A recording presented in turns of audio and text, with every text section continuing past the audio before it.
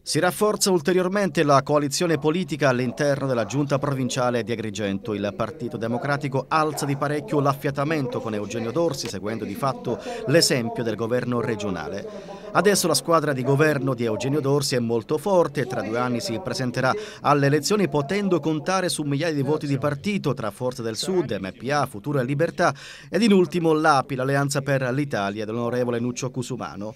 Il presidente della provincia è soddisfatto dell'alleanza con il PD.